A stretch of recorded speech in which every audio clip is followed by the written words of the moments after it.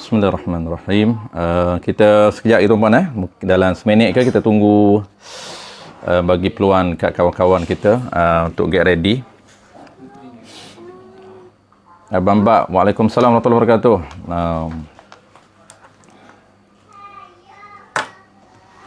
Kita malam ni insya-Allah kita mula kitab kita ni, kita baru mula tapi kita dah baca 3 kali dah, kali ketiga. Tapi walaupun kali ketiga kita baru mula makna jual beli. Jadi sempat lagi bagi orang yang baru nak follow, baru nak ikut. Kita baru mula makna jual beli malam ni.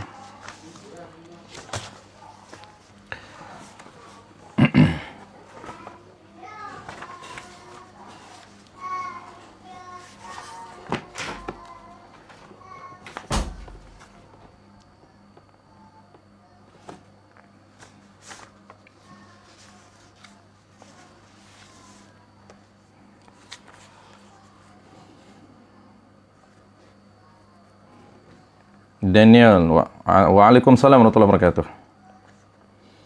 Baik, kita dah boleh mula slow-slow tuan-puan.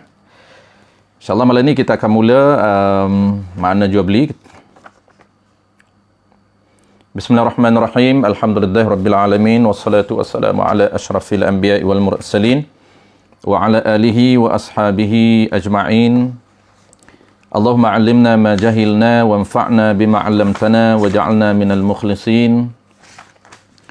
Sallallahu ala sayyidina Muhammad wa ala alihi wa baraka wasallam. Walhamdulillahi rabbil alamin. Amma ba'd. Terlebih dahulu marilah sama-sama kita menyatakan setinggi-tinggi kesyukuran kehadrat Allah Subhanahu wa taala kerana tuan-puan sekali lagi kita diberi kesempatan dan peluang oleh Allah Subhanahu wa taala untuk kita berada dalam ataupun untuk kita menyambung program pengajian kita secara online yang kita tunda lebih kurang beberapa bulan tuan-puan. Malam ni kita baru kita baca di surau Abdul Rahman bin Auf Preshin 11 P11. Kita baru mula 3 kali, ini kali yang ketiga. Kali ketiga kita baca kitab, kita pilih kitab idaman penutup jilid yang kedua, idaman penutup jilid yang kedua. Kita membincangkan tentang muamalat ataupun jual beli. Jadi kitab ini walaupun kita tak belajar kitab, walaupun kita tak pilih kitab matlak tuan-puan, tetapi dari segi buahnya, dari segi isi intinya diadaptasi daripada kitab matlak. Jadi kalau kita dah menguasai kitab idaman penutup jilid 2 ni, bermakna kita dah memahami intipati ataupun isi poin yang berada dalam kitab matlak. Jadi buah dia ataupun kita punya sanad ataupun rangkaian ilmu dia daripada kitab matlak, Matla'ul Badrain wa Majma'ul Bahrain. Baik, kita akan sambung tuan-puan muka surat yang pertama. Kita baru mula muka surat pertama iaitu jual beli dan hukum. Kita akan sambung malam ni jual beli dan hukumnya. Jadi sebelum saya nak bincang makna jual beli tuan-puan, sebelum saya nak bincang makna jual beli, saya nak sambung kuliah yang kedua dulu. Kita ada tertinggal ataupun kita tak sempat dalam kuliah kedua dulu untuk membincangkan 2 perkara yang kita tak sempat. Kita bincang dalam kuliah sebelum daripada ini. Yang pertama ialah konsep umum jual beli, iaitu kita bincang prinsip akad di dalam muamalat. Saya dah bincang ada 3 prinsip asas di dalam muamalat. Yang keduanya yang kita nak sambung malam ni sebelum kita nak bincang makna jual beli, yang keduanya ialah tujuan akad dan jual beli. Dan yang ketiga kita nak sambung juga malam ni kesan akad jual beli. Ini sebagai konsep umum jual beli. Kita nak sambung balik sebelum kita akan masuk secara spesifik supaya kita tahu tuan-puan, kita ada kesedaran yang tinggi untuk belajar ilmu jual beli. Apabila kita tahu kenapa tujuan kita nak tahu akad jual beli dan apa kesan dan implikasi akad jual beli yang sah dan yang tidak sah, barulah kita ada yang excited tuan-puan nak belajar. Kenapa kita tahu? Kita tahu kalau tak belajar jual beli apa kesan dia. Itu yang kita nak sambung balik sebelum kita nak bincang makna jual beli. Kita akan sambung malam ni tuan-puan makna jual beli. Baik, yang pertama saya dah bincang dalam kuliah yang kedua dulu, iaitu 3 prinsip asas. Dia ada 4 tapi saya sebut 3 dulu. 3 prinsip asas jual beli. Yang pertama ialah akad pemilikan, yang kedua akad naqlul yad ataupun naqlul yadi, dan yang ketiganya ialah akad ibahah. Saya dah jelaskan secara perinci dalam kuliah yang kedua. Akad ibahah ini ataupun dia panggil akad membenarkan orang lain menggunakan harta kita. Ibahah ada 2. Pertama ibahah dhiyafah, ibahah yang berlaku ketika mana kita sebagai tetamu, sama ada tetamu di rumah, tetamu di tempat lain ataupun di kenduri, tetamu di kedai makan, juga berlaku ibahah dhiyafah. Dia berkongsi di antara ibahah dhiyafah dan ibahah ariyah. Dan yang keduanya ibahah ariyah, iaitu membenarkan orang lain menggunakan harta kita, manfaat harta kita secara percuma. Dia panggil ibahah intifa', iaitu pinjam. Ibahah intifa' ataupun ibahah ariyah, pinjam. Itu 3 akad yang telah kita bincang sebelum daripada ini, termasuk di dalam prinsip akad muamalat. Ada 3 prinsip. Dalam semua tajuk muamalat tuan-puan, lebih kurang 20 lebih tajuk di dalam muamalat. Dia akan berada dalam mana-mana akad ataupun mana-mana prinsip, 3 prinsip akad ini. Yang kita sambung malam ini tuan-puan, sebelum kita nak bincang makna jual beli, yang keduanya ialah tujuan akad jual beli. Ini yang kita nak sebut sebagai subtopik kedua, sambungan kuliah yang kedua yang tak sempat untuk kita nyatakan. Tujuan tuan-puan, tujuan akad jual beli ataupun tujuan apapun akad. Oleh kerana kita bincang yang pertama, tajuk jual beli, maka kita nak tahu apa tujuan akad jual beli. Jadi tujuan tuan-puan akad jual beli dan akad-akad lain, kenapa kita kena pilih mana-mana akad yang telah ditawarkan oleh syarak. Penting tuan-puan. Ini terkadang apabila kita tidak ada kesedaran di dalam sistem muamalah, menyebabkan kita langkah pertama kita dah skip. Apa yang kita skip tuan-puan? Apabila berlakunya pertukaran harta, maka dia tidak akan memilih. Dia ignore ataupun dia skip ataupun dia tak perasan, dia tak cakna, dia tak sedar pun kena pilih mana-mana akad, dia main bayar sahaja. Tak terlitah di hati dia dan dia tak pilih pun akad apa. Ini risiko. Dia ada kesan yang ketiga yang kita nak sebut, kesan daripada akad sah ataupun tidak sah. Jadi tujuan akad jual beli tuan-puan, untuk apa tujuan dia? Tujuannya supaya status pemilikan barang adalah sah. Jadi kesimpulannya, ringkasnya ialah, kenapa kita pilih akad jual beli tuan-puan? Supaya tujuannya ialah barang yang kita nak tukarkan, barang yang kita nak beli ataupun duit yang nak ditukarkan, barang dengan duit ini kedua-duanya sah di sisi syarak. Itu yang paling penting. Kita boleh pilih apapun akad, tapi oleh kerana kita belajar akad jual beli dulu, kita pilih akad jual beli supaya tujuannya untuk memastikan bahawa transaksi kita, pertukaran barang dan duit ini sah di sisi syarak. Baik, yang ketiga tuan-puan, implikasi. Kesan akad jual beli.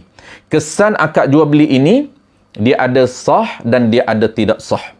Ada 2. Pertamanya, kesan sah akad jual beli. Setiap transaksi itu kita follow dan kita ikut terma dan syarat yang telah ditetapkan di dalam mazhab kita Al-Imam Syafi'i, maka sah. Apabila sah tuan-puan, apa kesan dia? Dia akan lahir 4 benda. Pertamanya sah. Apabila sah, yang keduanya ialah, kita dapat pahala. Ini penting tuan-puan. Kita kadang-kadang kita tak perasan. Apabila ibadat khusyuk, kita alert. Semayan kita jaga, sedekah kita jaga niatnya. Apabila jual beli, kita tak sedar. Kita tak aware, kita tak sedar pun. Benda ni dapat pahala. Kalau kita sedar benda ni ada pahala, kita nak kena jaga teliti supaya setiap pelaksanaan kita ini ada pahala. Sebab itulah tuan-puan, apabila sah, yang keduanya dapat pahala. Yang ketiganya apa tuan-puan? Yang ketiganya ialah sah di sisi syarak memiliki barang dan harga. Ini penting, 3. Yang keempatnya ialah sah ataupun dibenarkan untuk tasarruf harta tersebut. Islam ataupun syarak membenarkan kita tasarruf, kita handle, kita urus, kita guna barang dan harga yang sah di sisi syarak. Ini penting tuan-puan. Apabila status pemilikan kita guna jual beli termasuk akad pemilikan sah, apabila sah, maka kesan dia apa? Kesan dia yang pertamanya tuan-puan, yang pertamanya ialah kita akan dapat pahala. Itu penting. Yang keduanya kita sah ataupun dibenarkan oleh syarak untuk memiliki harta tersebut. Kita boleh milik rumah kita, kita boleh milik kereta kita, kita boleh milik makanan kita, kita boleh milik pakaian kita. Kita milik pakaian dengan cara yang sah. Ataupun sah pemilikan pakaian kita di sisi syarak. Yang ketiga tuan-puan, apabila sah milik syarak, apa lagi kesan? Yang ketiganya ialah syarak membenarkan untuk kita tasarruf. Ataupun dalam bahasa Melayu kita urus. Macam mana urus? Kita boleh pakai. Kalau makanan kita boleh makan. Kalau rumah kita boleh duduk, kereta kita boleh naik. Itu dia panggil boleh guna, boleh urus. Dalam terma muamalat tasarruf. Terma muamalat tuan-puan tasarruf. Kita belajar muamalat, kita biasakan dengan bahasa-bahasa muamalat dan kita guna di lapangan tuan-puan. Apabila kita guna di lapangan, itulah dia syarak ataupun hukum syarak hidup. Hukum syarak hidup dan berjalan di lapangan. Kenapa? Kerana praktikalnya betul dan istilah terma dan bahasa-bahasa kita guna. Tu dipanggil syarak berjalan di lapangan. Islam dan agama berjalan di lapangan, hidup di lapangan. Praktikal muamalatnya tepat dengan sistem muamalat yang sebenar. Hadiah, sedekah, hebah tepat dengan pelaksanaan yang sebenar. Itu dia panggil Islam berjalan di dalam masyarakat. Islam hidup di dalam masyarakat. Ini penting untuk kita ambil tahu. Tasarruf ini tasarruf. Tasarruf ini bahasa kita handle. Handle bahasa Inggeris, bahasa kita urus. Guna. Kita boleh guna. Kita boleh makan, kita boleh pakai, kita boleh naik kalau kenderaan. Dan paling penting tuan-puan, kita boleh jual, beli, kita boleh sedekah, kita boleh hadiah kepada orang lain, kita boleh hebah kepada orang lain. Penting tuan-puan.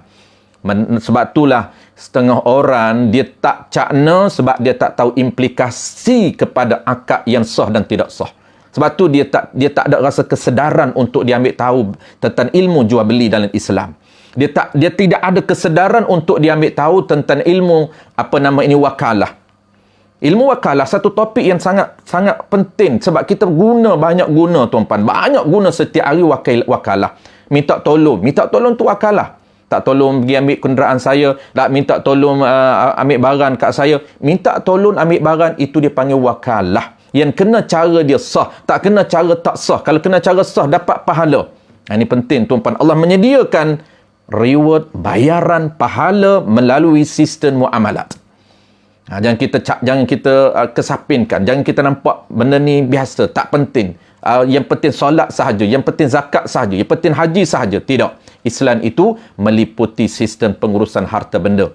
Kerana Allah tawarkan kepada kita salah satu medium, salah satu cara, salah satu platform untuk kita dapatkan pahala. Baik, saya tahu tuan-puan, kesimpulan ada kalaulah sah transaksi jual beli, dia ada 3 kesan. Pertamanya, kita boleh milik harta tersebut sah, syarak membenarkan untuk kita milik harta tersebut. Yang keduanya, yang pertamanya dapat pahala, yang keduanya ialah syarat membenarkan untuk kita milik harta tersebut ataupun sah milik. Yang ketiganya ialah sah tasarruf, T-A-S-A-R-O-F. Tasarrafa.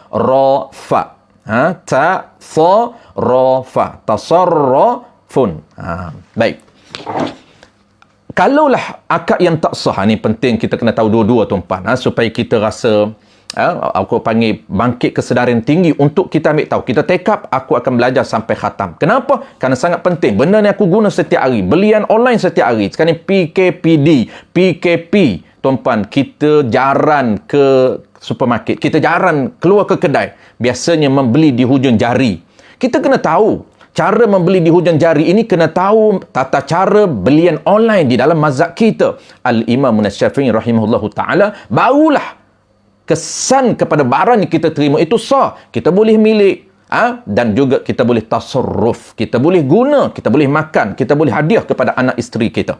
Ini penting, tuan-puan. Baik, kalaulah tak sah, tuan-puan. Ini kesan tak sah, bahaya. Kalau tak sah, tuan-puan, implikasi tak sah. Kenapa tak sah? Tak ikut syarat.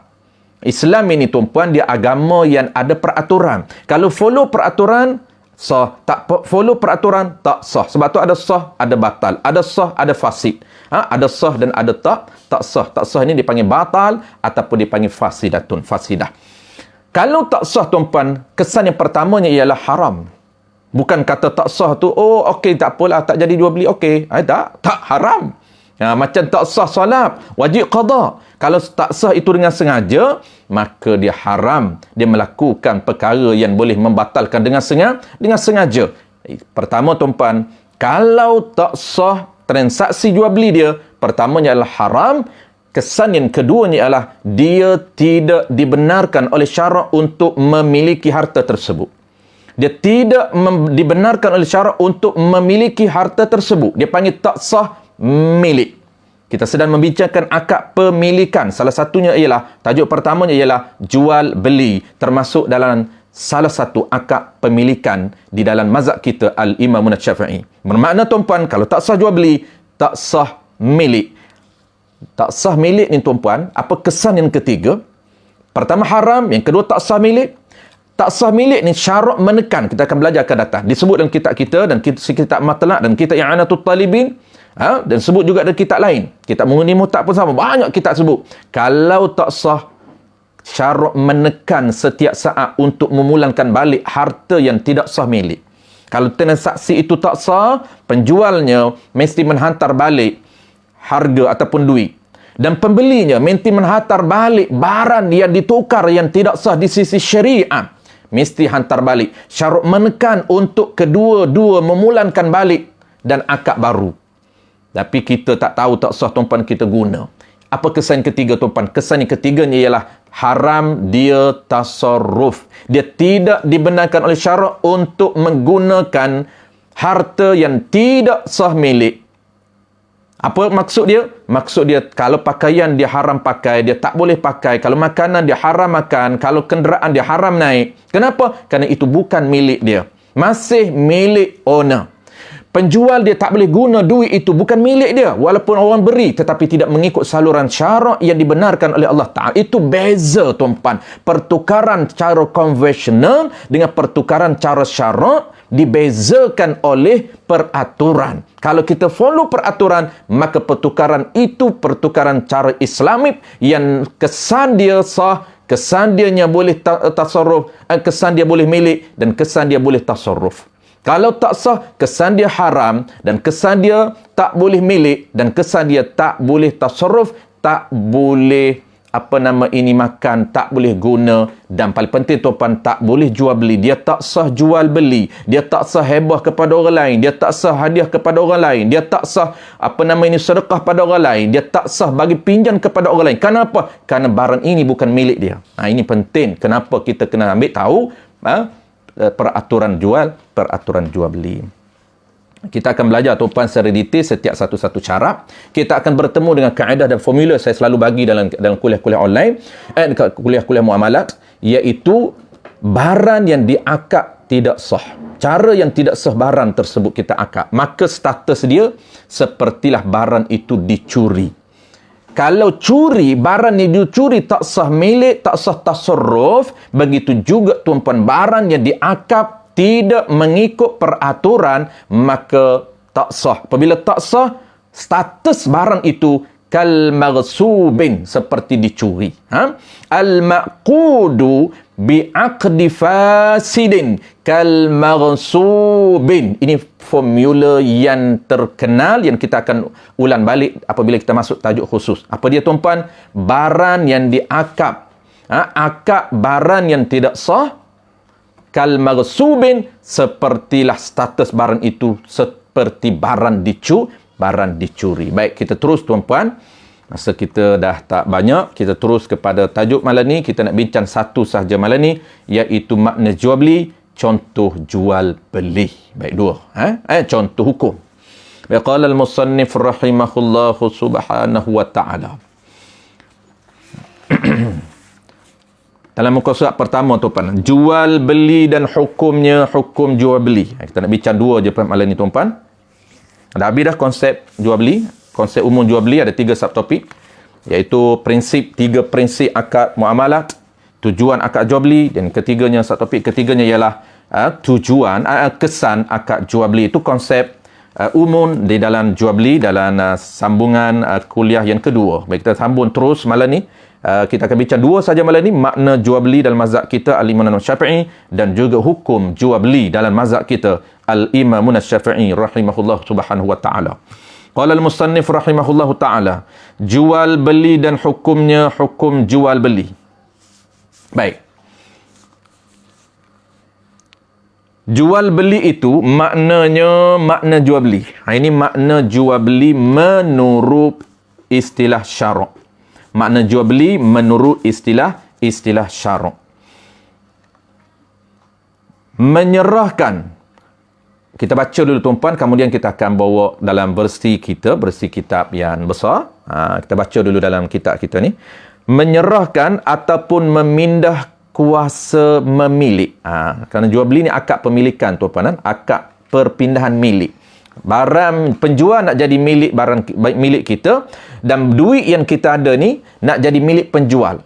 Prosesnya melalui saluran jual beli.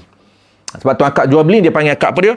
Penyerahan. Akad penyerahan kuasa milik ataupun perpindahan milik sesuatu benda. Benda ni harta, barang. Sesuatu barang, siapa yang pindahkan itu? Penjual. Oleh penjual kepada pembeli dengan ada imban, yang ni gantinya, yang dengan ada imban balasnya. Tu. Imban balas ni benda dengan benda. Yang ni barang dengan duit. Tu dengan ada gantinya. Yang ni nya saman. Cara ni pertukaran ini yang diizinkan oleh syarak, yang dibenarkan oleh syarak. Sebab ada pertukaran yang tidak dibenarkan oleh syarak. Kenapa? Kerana akad itu fasidatun. Akad itu fasid, jadi riba. Ini kita akan bahas dalam tajuk riba. Baik, hukum jual beli. Last sekali hukum jual beli.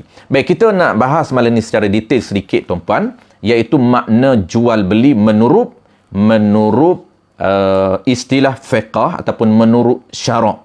Adapun bahasanya simple. Dari sudut bahasa Arab tuan-puan, apabila kita sebut baik, kita sebut jual beli, dia merujuk kepada tukar barang dengan barang. Itu dari sudut bahasa. Tukar barang dengan barang. Apapun barang, apabila kita tukar menukar, itu kita panggil jual beli dari sudut bahasa. Tetapi malam ni kita nak detailkan bukan sudut bahasa, tetapi dari sudut syarak. Dia lebih spesifik dari sudut istilah syarak.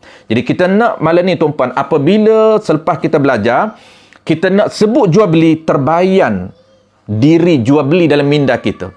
Sebab apabila kita di lapangan, kita implement di lapangan, dia akan menepati. Kenapa? Kerana kita dah faham makna jual beli dalam minda. Itu penting. Sebut jual beli, terbayan makna dia, terbayan diri dia.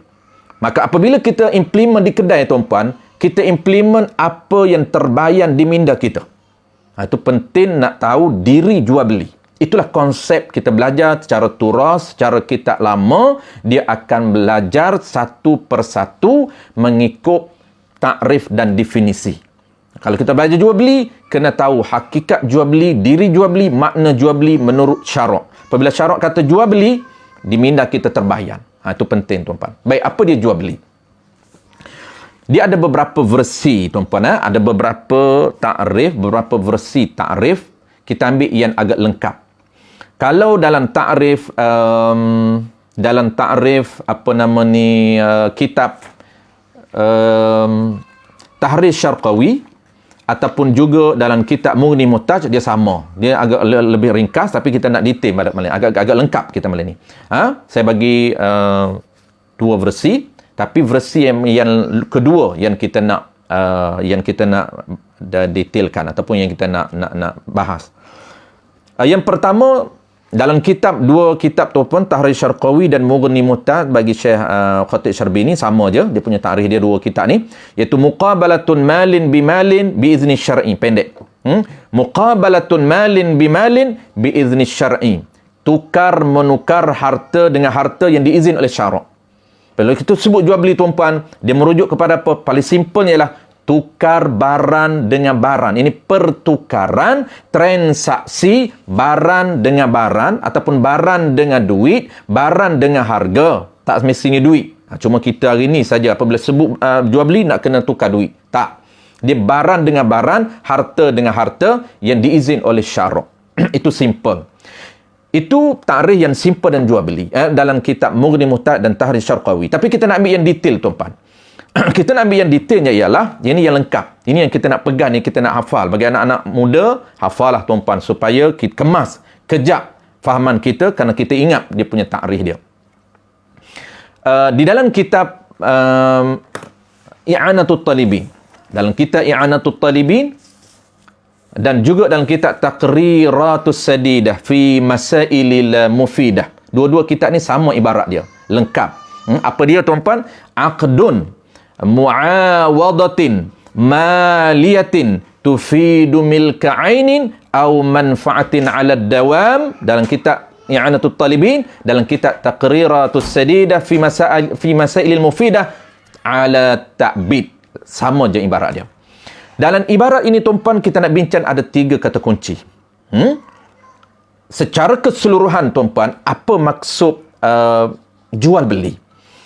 Satu akad, pertukaran harta dengan harta antara penjual dan pembeli bertujuan untuk perpindahan milik. Secara umum, 3 benda yang kita nak faham di sini. Pertamanya tuan-puan, apabila kita sebut jual beli dalam mazhab kita Al-Imam Asy-Syafi'i, mesti lengkap 3 benda. Ni saya nak malam ni ringkas saja.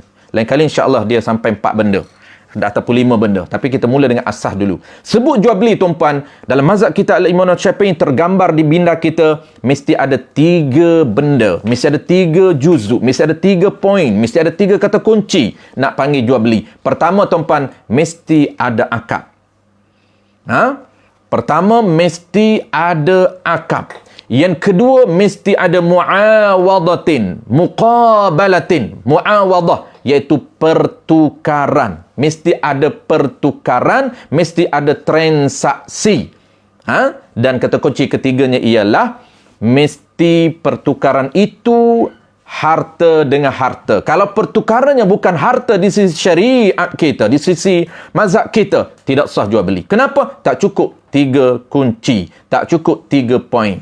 Kenapa? Ada akad, ya. Yang kedua, pertukaran, ya. Ada imban balas. Yang ketiganya, benda itu bukan harta di sisi syarak, benda itu najis di sisi syarak, tidak sah dijual beli. Perlu cari akad alternatif lain, tak perlu kita pindah mazhab lagi. Kekalkan dalam mazhab kita, tetapi kita pilih akad lain untuk pastikan tujuannya tercapai, iaitu untuk apa tuan-tuan? Tujuan dia untuk sah milik. Itu tujuan dia.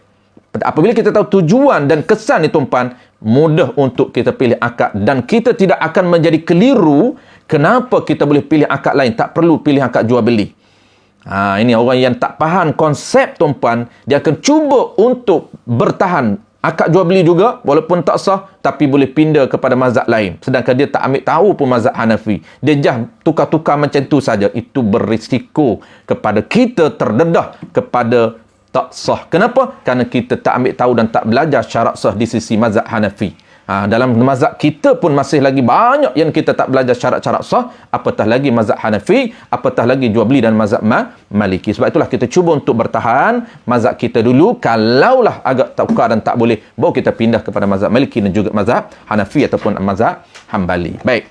3 kunci ni kita akan belajar tuan-tuan. Kita akan bincang malam ni. Mesti ada 3, baru lengkap. Mesti ada akad, mesti ada pertukaran, ada imban balas. Yang ketiga, mestilah benda yang ditukar itu di sisi syariatnya dipanggil harta. Tujuannya tak apa. Yang tu kita akan bincang lain. Tujuan tufidu milka ainin au manfaatin ala dawan. Tujuan dia ialah proses pertukaran dan transaksi ini untuk sah milik ain, benda, harta itu, dan juga manfaat. Yang ni biar dulu. Yang kita nak fokus, mesti ada 3 poin, mesti ada 3 kata kunci ini supaya lengkap dinamakan jual beli. Apa dia pertama tuan? Yang pertama ialah akad. Akdun dinamakan akad. Sebab itu saya sebut di awal tadi tuan-puan, apapun pertukaran, bayaran dan sebagainya, mesti yang pertama sekali, langkah pertama kita, mesti kita decide aku nak pilih akad apa. Ini penting. Okey, aku nak bayar ini. Contohlah tuan-puan, kita akan belajar akan datang. Kita masuk restoran, kita duduk, orang berhantar. Dalam restoran ada 3 akad muamalat tuan-puan. 3 akad muamalat. Kita duduk tu, orang pun hantar makanan. Hantar makanan di dalam 3 benda tuan-puan. Kita duduk. Waktu kita duduk itu, kita pilih duduk di mana-mana itu. Kenapa kita boleh pilih duduk di mana-mana? Kerana dalam muamalatnya dipanggil ibahatud diyafah. Kita boleh duduk di meja A, meja B, meja C, mana-mana. Tak perlu kita minta izin. Tak perlu. Kenapa? Kerana duduk meja, apabila kita masuk di restoran, kita boleh duduk di mana-mana kerana termasuk ibahah diyafah. Melainkan dia dah cegah, ini untuk orang tempah, ini untuk orang tempah, meja ni dah di booking. Okey, yang tu ada qarinah. Kalau tak ada qarinah, duduklah di mana-mana. Kenapa? Kerana dia termasuk ibahah diyafah. Ada satu akad, ada satu hukum. Yang hukum yang kedua tuan-puan, dia ada apa tuan-puan? Dia pun hantar. Kita duduk 5 minit, kita dah booking, kita dah order, dia hantar. Kita kata, Ban, saya order nasi ayam, saya order nasi goreng Pattaya dan juga air jus limau. Dia pun hantar Pattaya dan limau.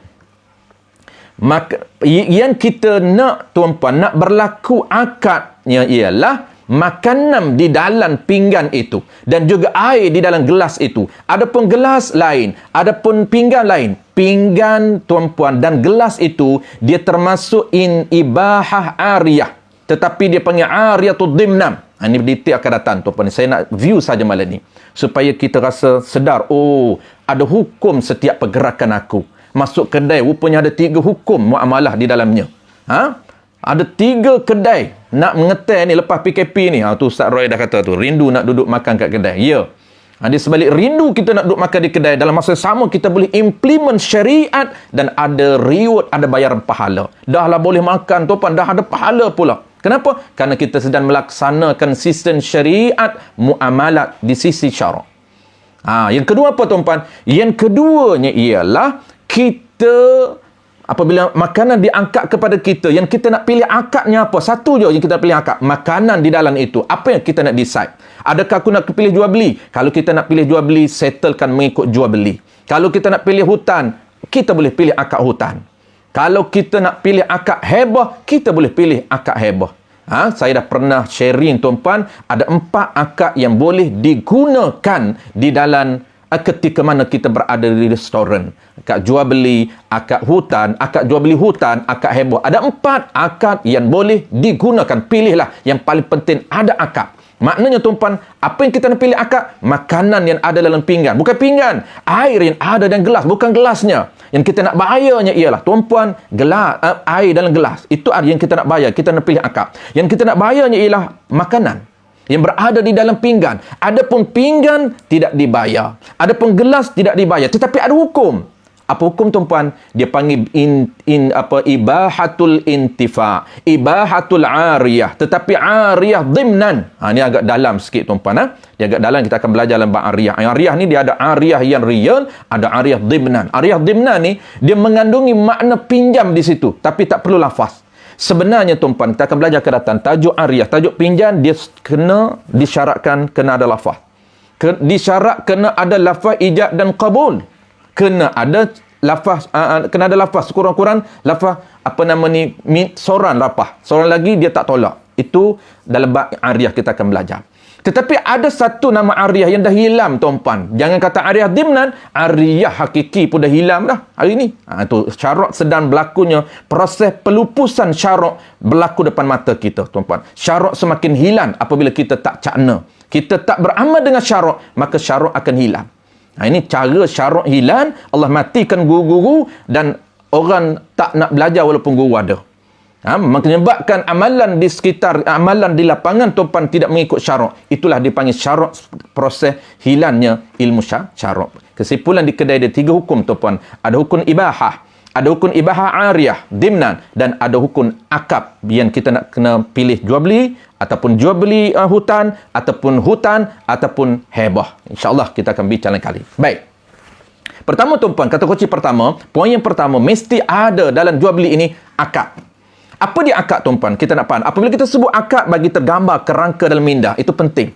Kita sebut akad tuan-puan tergambar. Sekarang ni tuan-puan, apabila sebut akad, tuan-puan tak tergambar. Kenapa? Kerana kita baru nak mula. Bagi orang yang baru nak mula lah, tuan-puan dah majority yang ikut kita ni dah khatam kitab jual beli. Contoh bagi orang yang baru mula nak tak pernah lagi khatam bab jual beli, tak pernah belajar bab jual beli. Kalau dia belajar pun bacaan sedikit, itu tak dikira. Dikira yang sah di sisi syaratnya tuan-puan, kena belajar guru. Dia tak pernah lagi berguru walaupun sekali, tak pernah pun, hanya bacaan saja. Maka apabila kita sebut akad, dia tak terbayang. Kita sebut akad, kosong, bela. Apa akad? Maka tuan-puan, malam ni kita nak belajar akad. Selepas ni insya-Allah sebut akad, tuan-puan akan terbayang kerangka. Apa akad ni tuan-puan? Dalam bahasa moden disebut kontrak. Dalam bahasa moden, dalam keuangan kontemporari tuan-puan disebut kontrak. Dalam bahasa kita, bahasa fiqh disebut aqdun. Dalam mazhab Syafi'i, di sinilah tempat perbezaan fundamental, perbezaan yang asas, perbezaan dasar dengan mazhab lain, iaitu akad. Akad ni tuan-puan, dia panggil aqdun, dia panggil rabtun bainal aqidaini. Saya ulang sekali lagi tuan-puan, akad ini dia merujuk kepada apa? Dia panggil aqdum ini. Aqdum ini di dalam bahasa lughahnya dia merujuk kepada aqdun ialah rabtun bainal aqidaini, iaitu ikatan antara dua orang berakad. Bahasa syaraknya tuan-puan, syaraknya apabila kita sebut akad, dia merujuk kepada apa? Dia merujuk kepada ikatan antara dua orang yang berakad. Yang ni penjual dan pembeli. Ikatan dua orang ni. Ikatan antara dua orang yang berakad. Yang mengandungi apa? Sekejap lagi saya simpulkan. Yang mengandungi lafaz, ijab dan qabul. Sebagai apa tuan-puan? Sebagai persetujuan untuk menyerahkan barang dan menerima barang. Saya ulang sekali lagi tuan-puan, kemudian saya simpulkan bahasa pendek. Yang bahasa pendek itulah tuan-puan tergambar di minda. Sebut akad tuan-puan, istilah syaraknya agak panjang, tapi kita pendekkan sekejap lagi. Apa yang panjangnya? Yang panjangnya ialah ikatan antara dua orang. Mesti ada dua orang, seorang tak boleh. Sebab tu jual beli mesin mazhab Syafi'i tak boleh. Sebab tu apabila kita belajar makna ni tuan-puan, kita akan nampak tempat yang boleh implement, tempat tak boleh implement.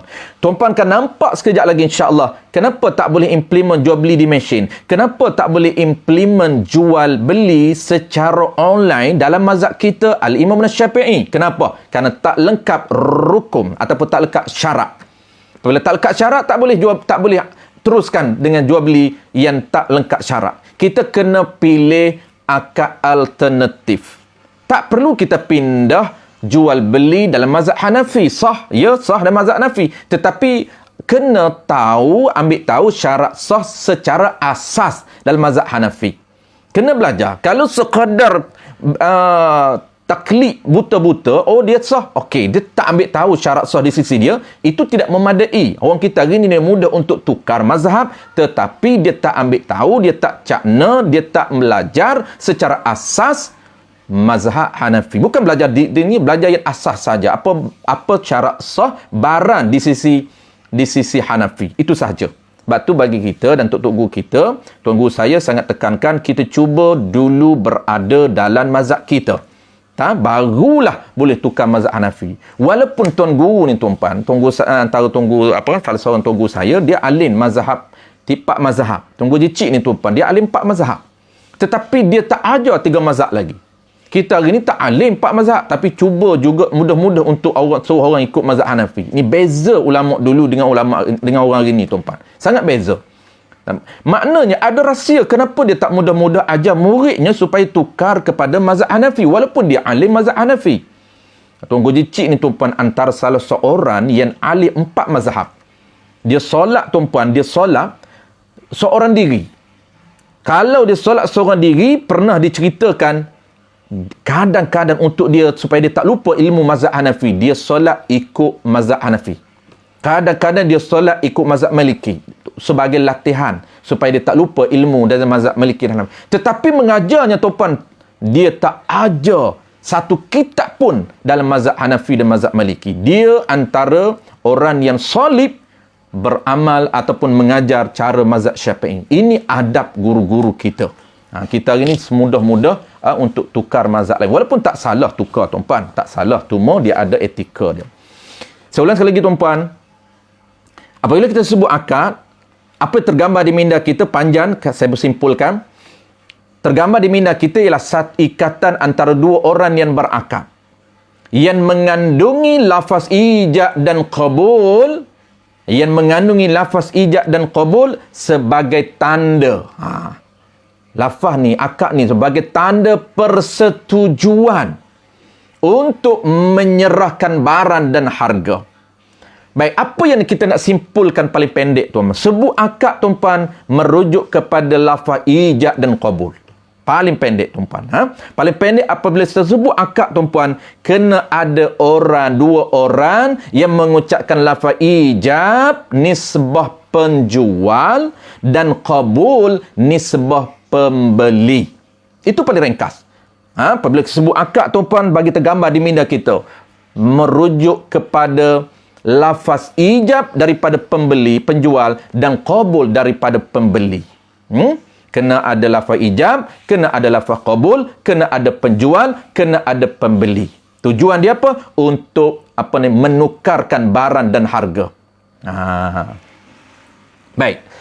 Last sekali tuan-puan, kita nak kena tahu ringkas-ringkas ijab apa, qabul apa. Kita tahu dah, ringkas sebut akad ada ijab dan qabul. Apabila sebut akad terbayang di minda ni, kerangka minda kita ada lafaz ijab daripada penjual, ada lafaz qabul daripada pembeli. Apa maksud ijab? Apa maksud ijab dan apa maksud qabul? Ijab ni tuan-puan, dia merujuk kepada nisbah lafaz daripada penjual. Ingat, ijab nisbah lafaz daripada penjual. Tapi apa maksud dia? Ma yadullu ala tamlikun. Ma yadullu ala tamlik. Bukan kum, al-fa'alam. Ma yadullu ala tamliki. Lafaz yang menunjukkan, lafaz ni yang lafaz yang penjual sebut ni, apa dia punya signal dia? Menunjukkan penyerahan milik barang kepada pembeli. Kalau lafaz yang digunakan oleh penjual dipanggil ijab. Apa maksud ijab tuan-puan? Ijab ini lafaz yang menunjukkan penyerahan barang, penyerahan milik barang kepada pembeli. Bahasa syaraknya dipanggil apa? Saya jual. Penjual kata saya jual. Saya jual tu sebenarnya apa tuan-puan maksud dia? Maksud saya jual, saya serahkan. Ijab ni, ijab. Bukan qabul, ijab. Ijab ni apa? Ijab lafaz serah kuasa. Saya serah milik. Saya serahkan milik barang saya kepada awak. Tu makna asal. Tapi kita tak guna makna. Kita guna lafaz. Kita guna nama. Apa dia? Jual. Apabila jual ni kita tukar. Maksud tukar tu, tukar apa? Tukar barang ini, saya nak serah barang ini menjadi milik awak dan awak serah duit jadi milik saya. Itu lafaz ijab tuan-puan. Kita belajar asas, jadi kita ulang baliklah tuan-puan. Ini asas. Sebab sekarang ni, sebab saya kenapa saya penting dan sangat saya baru ulang balik tuan-puan. Kadang-kadang kita kalau tak recall balik, kita terlupa. Ijab apa dia? Dia kata ijab lah, lafaz ijab. Tak boleh beritahu. Tahulah lafaz ijab tu apa dia, makna lafaz ijab tu. Lafaz ijab tu saya jual lah. Saya jual lah.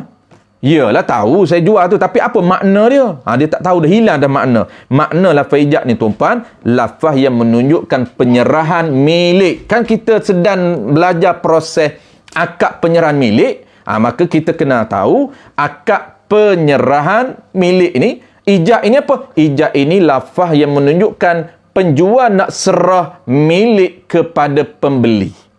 Ya, settle tuan-puan. Qabul apa? Qabul ini lafaz ma yadullu ala tamal. Tadi tamlik, ni tamalluki. Dia beza tu tamlik, ni tamalluk. Lafaz yang menunjukkan penerimaan milik barang daripada pembeli kepada penjual. Kalau nisbah pembeli tuan-puan, dia kata saya beli, maksud saya terima milik barang ini. Tu. Jadi proses yang dia cakap saya beli tu, lafaz tu makna apa? Makna saya terima milik barang ni.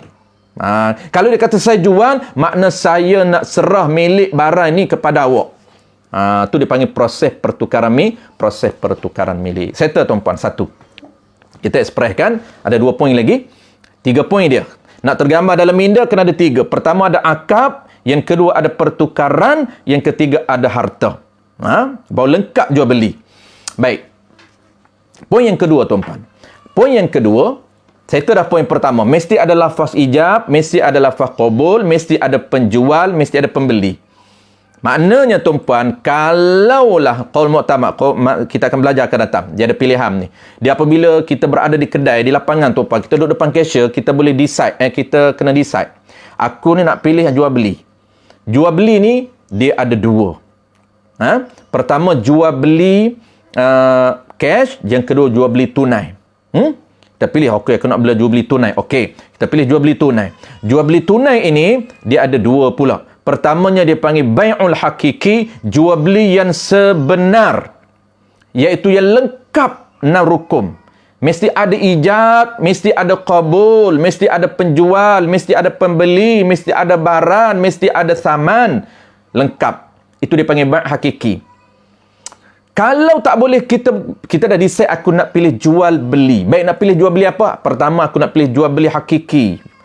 Kalau tak boleh jual beli hakiki, kita pilih jual beli mu'atah, iaitu jual beli yang tidak lengkap ijab dan qabul. Kita akan belajar akan datang tuan-puan. Tapi malam ni kita belajar yang hakiki dulu, yang real, mesti lengkap, mesti ada ijab, mesti ada qabul, mesti ada penjual, mesti ada pembeli. Yang ketiga, cara ketiga, kalau tak nak jual beli mu'ataf, cara ketiga kita boleh pilih untuk hibah. Hebah ataupun hebah bisawak. Baik, 3 pilihan. Kita berada di cashier, depan cashier. Kita berada di lapangan. Kita berada di kedai. Kita boleh pilih satu daripada 3. Baik, kedua tuan-puan, poin yang kedua. Kita dah nampak dah. Poin yang pertama ni kita dah nampak dah. Kenapa tak boleh pilih jual beli hakiki? Sebab kita kata, ban, saya beli. Dia senyap tak cakap apa. Apabila dia senyap tak cakap apa, tak boleh nama akad. Kenapa? Akad mesti ada ijab dan qabul. Tiba-tiba ada ijab, qabul, ijab tak ada. Ban, saya beli, ban. Senyap dia. Dia kata terima kasih. Terima kasih itu tidak merujuk kepada saya beli dan saya jual. Tidak boleh menjadi pengganti. Walaupun ada setengah, siapa yang biasa dengar, ada setengah guru mengatakan terima kasih itu menepati saya jual dan saya beli. Tapi sebenarnya sudut realiti yang sebenar tidak. Sebab orang terima kasih ni tergambar di minda dia bukan merujuk saya beli, saya jual. Tidak. Itu uruf orang yang jahil, maka dia tidak akan tahu pun apa dia saya jual, saya beli. Dah hilang dah lafaz ijab qabul. Baik, settle tuan-puan. Yang kedua tuan-puan, muawadah. Apa dia muawadah? Tukar menukar, iaitu transaksi. Berlakunya pertukaran.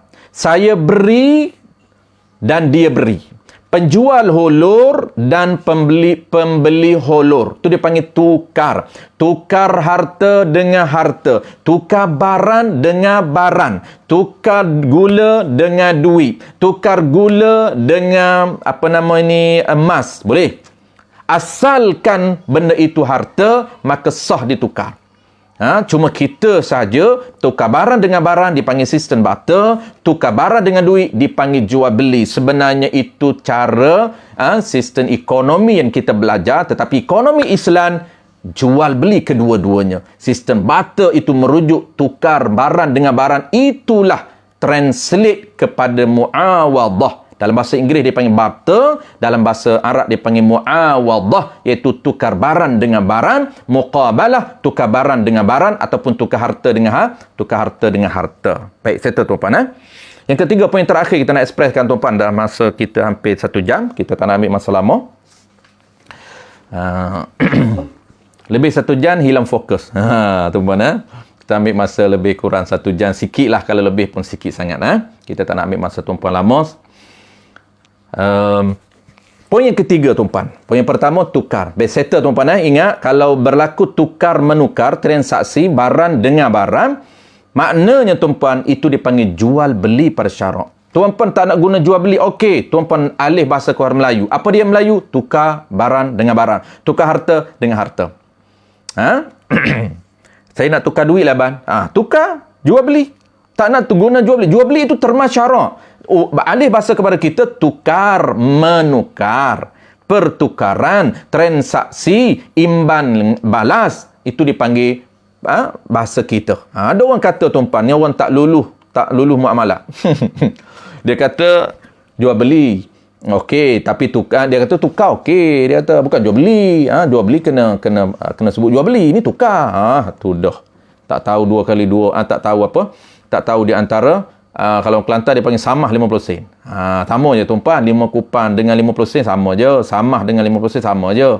Jual beli dengan tukar ni samalah. Jual beli itu bahasa syarak, tukar itu bahasa kita.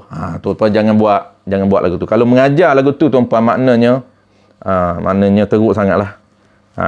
Tak boleh beza di antara bahasa syarak dengan bahasa Melayu, tapi dah boleh mengajar. Itu bahaya, tuan-puan. Sesat. Baik. Poin yang ketiga, tuan-puan. Penting juga poin yang ketiga, supaya kita boleh tahu benda apa yang kita nak tukar. Iaitu poin ketiga, tuan-puan, kita nak tukar harta dengan harta. Pertama tadi akad, yang keduanya tukar. Tukar ni mana apa, tuan-puan? Ada imban balah. Kalaulah kita beri tak ada imban balah, itu tak panggil jual beli, kita panggil hebah. Pemberian secara percuma dipanggil hebah. Pemberian secara percuma tanpa bayaran dipanggil hebah. Ataupun kita membenarkan orang lain guna barang kita tanpa bayaran, kita panggil pinjam. Itu tidak dipanggil jual beli. Kenapa? Kerana tidak ada pertukaran. Tidak ada imban balas. Kita beri satu pihak lagi tidak memberi kepada kita. Baik.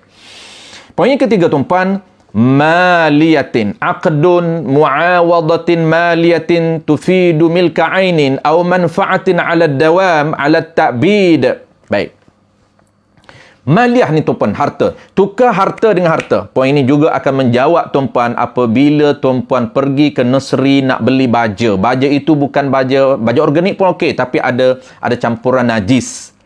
Maka najis, campuran najis, baja yang ada campuran najis, adakah dipanggil harta? Adakah boleh diakad jual beli? Ada orang tanya, tuan-puan, boleh tak ustaz, saya nak beli gadin gajah, saya nak beli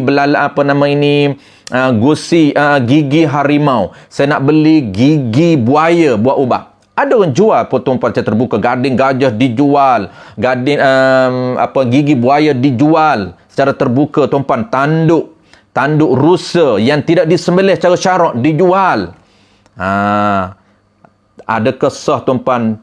Kita tengok. Ni penting. Jangan main jual, jangan main bayar tanpa follow terma dan syarat yang ditetapkan oleh syarak. Poin ketiganya, tuan-puan, harta. Apa maksud harta di sisi syarak, tuan-puan? Harta di sisi syarak iaitu sesuatu yang sah untuk dimiliki. Sesuatu yang sah untuk dimiliki dipanggil mungkin tasarruf. Sesuatu yang boleh dimiliki.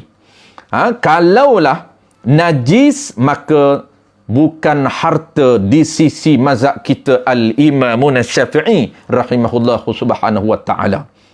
Kalaulah dia itu najis, maka tidak dinamakan harta. Apabila tak dinamakan harta di sisi syarak, tuan-puan, maka tidak boleh diangkat jual beli. Kenapa? Tak lengkap 3 poin, tak lengkap 3 kata kunci, tak lengkap 3 syarat untuk nama jual beli. Pertama, ada akad ke tidak? Ada. Ijab qabul ada, penjual ada, pembeli ada, barang ada. Tetapi, tuan-puan, yang keduanya, pertukaran ia ada. Poin yang kedua lengkap, ada pertukaran. Yang ketiganya, benda yang kita tukar itu bukan harta di sisi syariat. Kenapa? Kerana najis.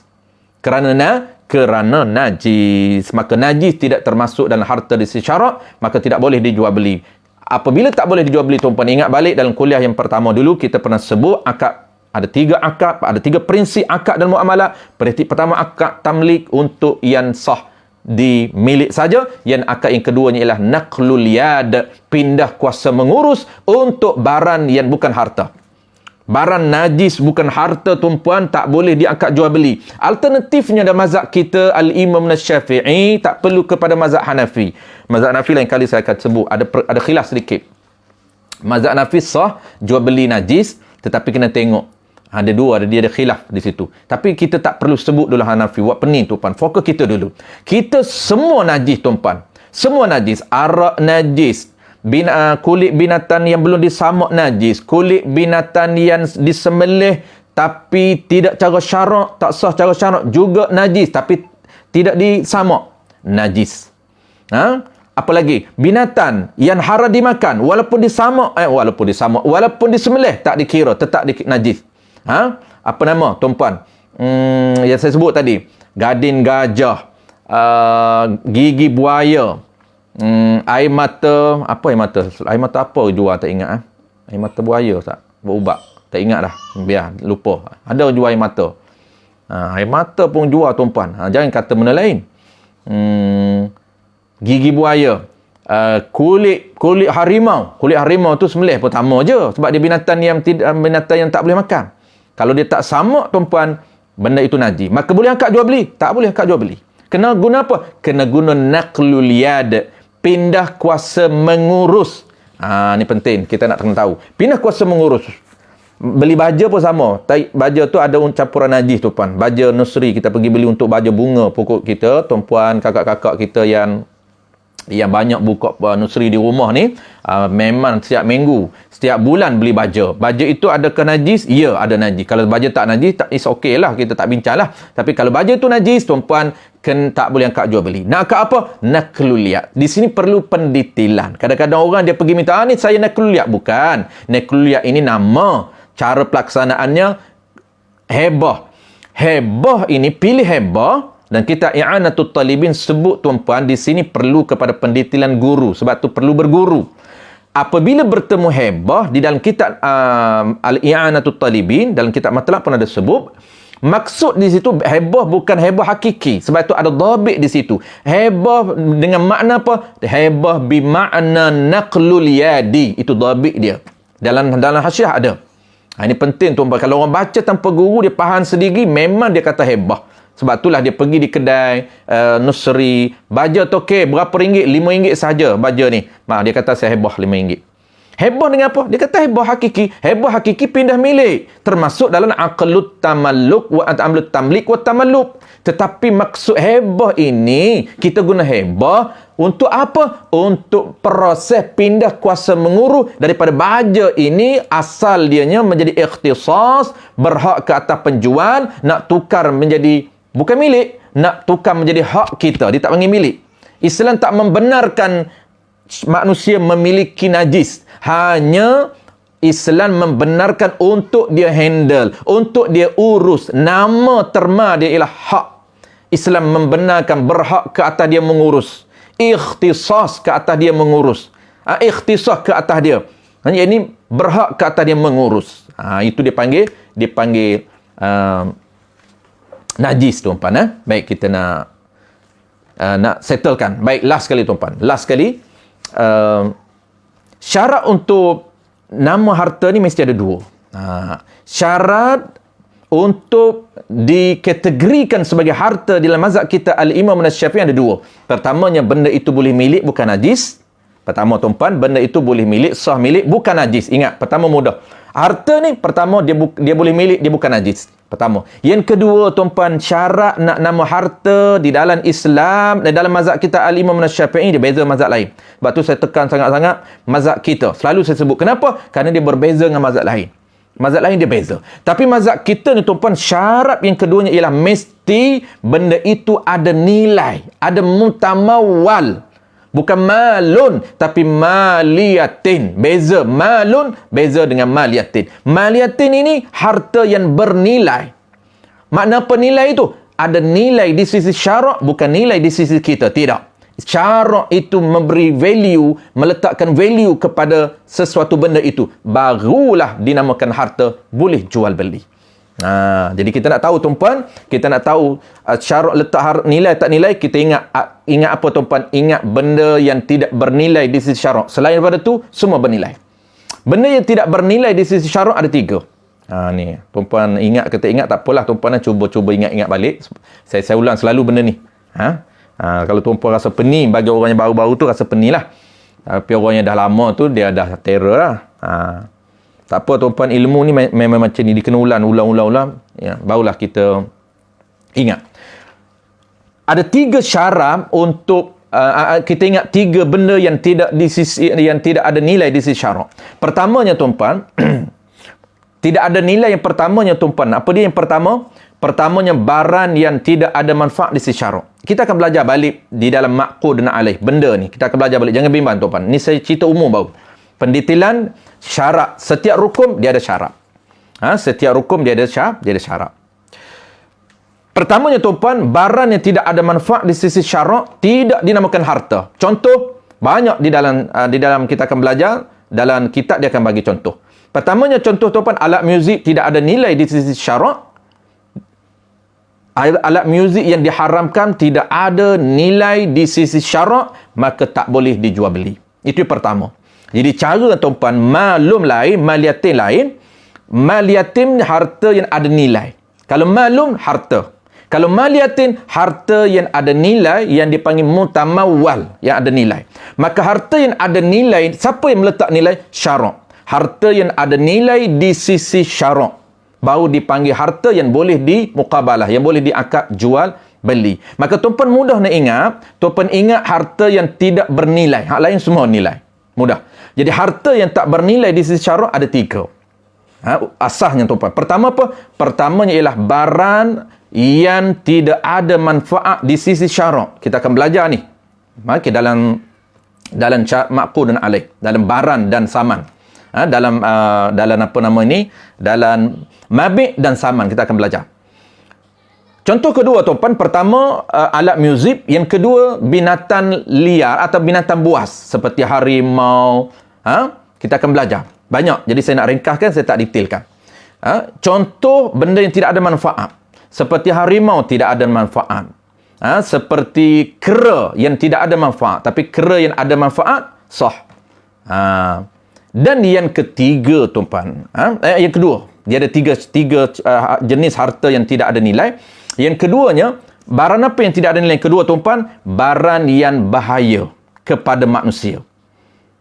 Barang yang bahaya kepada manusia ini tidak dianggap harta. Kenapa? Dia tidak ada nilai. Barang yang berbahaya kepada manusia tidak ada nilai. Apa dia barang berbahaya? Barang berbahaya ni iaitu disebut dalam kitab seperti racun. Dia akan mengacan nyawa manusia. Pisau tu tak apa. Okey. Dan yang ketiga tuan-puan, apa yang ketiganya? Yang ketiganya ialah barang yang sedikit. 3 ni dipanggil barang yang tidak ada nilai. Selain daripada 3 ini, semua ada nilai sah di akad jual beli. Barang yang sedikit. Barang yang sedikit ni tuan-puan, dia najis. Dia suci, bukan najis. Dia suci, bukan najis. Tetapi kenapa dia tak boleh nak akad jual beli? Kenapa? Kerana tak ada nilai. Kenapa tak ada nilai? Kerana sedikit. Apabila sedikit di dalam syarak, syarak tidak meletakkan nilai pada benda yang sedikit. Kita akan belajar di sini seperti apa disebut, seperti 2 biji gandum, 2 biji beras, 2 biji kacang kecil. Benda-benda kecil yang tidak ada nilai. Tapi kalau kecil ada nilai, itu ada nilai, boleh ada akad jual beli. Orang tanya tuan-puan, orang tanya sebiji buah rambutan, boleh tak? Dia tengok dalam kitab, dia kata 2 biji beras, 2 biji gandum, 2 biji kacang hijau, 2 biji kacang pol, tak boleh jual beli. Dia kata kalau sebiji rambutan ustaz, rambutan sebiji ada nilai. Sebiji boleh dijual dengan 2 sen, boleh dijual dengan harga 3 sen, boleh dijual dengan harga 10 sen, boleh dijual dengan harga 5 sen. Boleh dijual. Maka dia ada nilai. Boleh ditukar, boleh dijual sebiji rambutan. Jadi kalau sedikit yang tidak ada nilai, tidak sah dijual beli. Tetapi kita akan belajar, dia tak sah jual beli, tetapi dia sahibah. Lepas tu kita akan belajar akan datang dalam kaedah. Dia ada satu kaedah yang tuan-puan kena hafal untuk memudahkan ingat. Akan datang. Malam ni kita just view dulu. Baik, saya tuan-puan, kesimpulan poin yang ketiga. Kita ada 3 poin. Kita ada 3 kata kunci untuk dinamakan jual beli. Poin yang pertamanya akad, mesti ada akad. Dan kita faham akad itu secara panjang dan secara inti saya dah bagi, secara kesimpulan saya dah bagi. Sebut akad dalam minda terus terbayan. Kerana ada lafaz ijab dan lafaz qabul. Apa mana ijab saya dah beri, apa mana qabul saya dah beri. Poin yang kedua apa?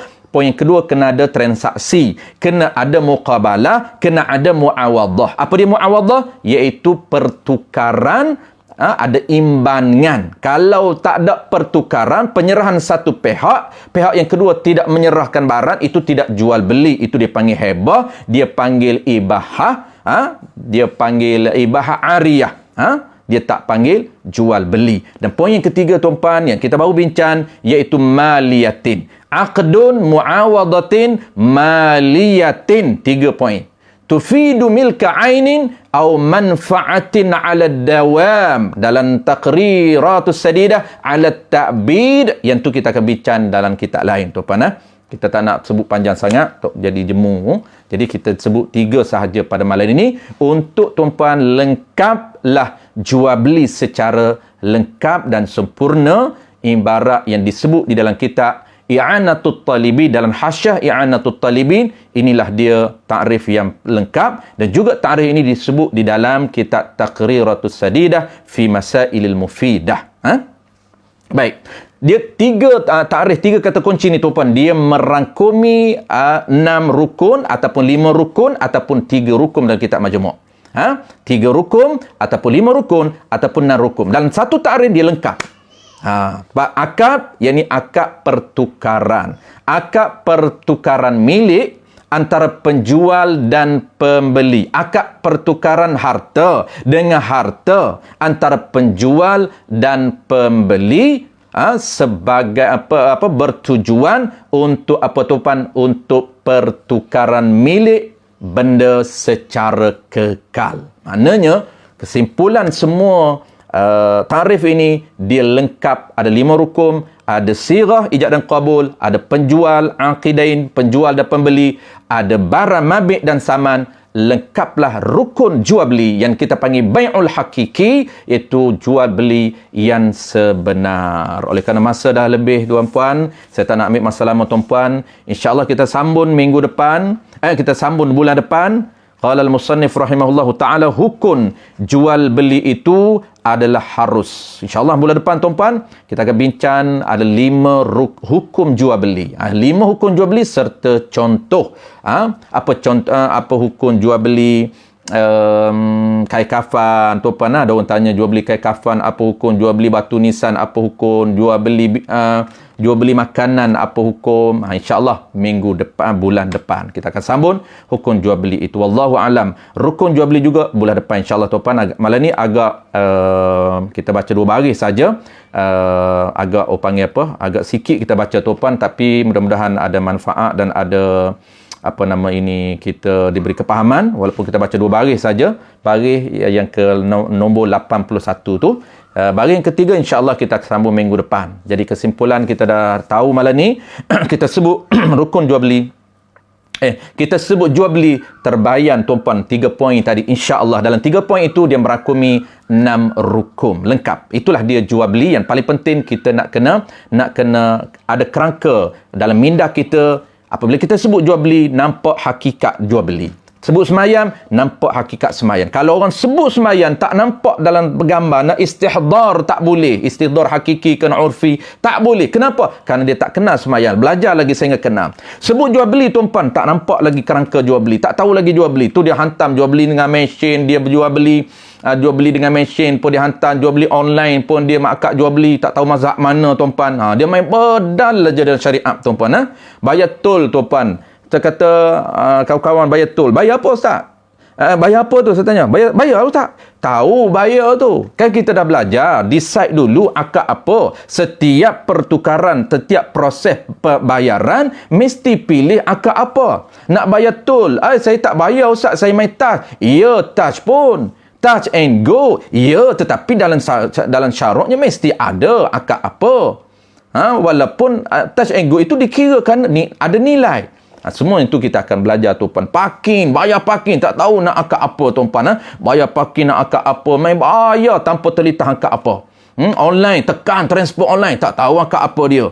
dapat barang itu tak sah. Kalau akad tak sah, barang tak sah milik. Apabila tak sah milik, tak sah tasarruf. Bukan saja haram, tapi kesannya adalah tak sah milik. Bukan saja tak sah milik, tapi tak sah tasarruf. Ada 3 kesan yang kita belajar tadi. Wallahu a'lam. Tuan-puan, terima kasih sebanyak kepada tuan-puan, khususnya kepada pengurusi surau kita, seluruh ahli jawatan kuasa surau kita, Ustaz Roy selaku pihak yang menganjurkan yang deal dengan kita, dan terima kasih juga kepada seluruh ahli jawatan kuasa surau Abdul Rahman bin Auf, dan tidak dilupakan kepada tuan-puan semua para asatizah dan tuan-puan yang mudah-mudahan kita diberikan kebaikan pada malam ini dan juga kita direkodkan pahala yang berpanjangan. InsyaAllah kita jumpa lagi tuan-puan bulan depan, insyaAllah dalam tajuk baru, iaitu hukum jual beli tarikh ataupun dia panggil minggu yang sama, dia minggu kedua tuan-puan, minggu kedua hari Rabu. Bismillahirrahmanirrahim. Alhamdulillahirabbil alamin, wassalatu wassalamu ala asyrafil anbiya'i wal mursalin wa ala alihi wa ashabihi ajma'in. Allahumma faqihna fid din wa 'allimna ta'wil wa ja'alna minal ulama'ul 'amilin wa ja'alna minal mukhlisin wa sallallahu ala sayyidina Muhammad wa ala alihi wa baraka wa sallam walhamdulillahirabbil alamin. InsyaAllah kita jumpa lagi. Saya rasa tak ada soalan. Kalau ada soalan, saya tengok balik. Saya tak sempat baca tadi soalan. Kalau ada soalan, saya rekod untuk jawab minggu depan, bulan depan. InsyaAllah. Terima kasih semua.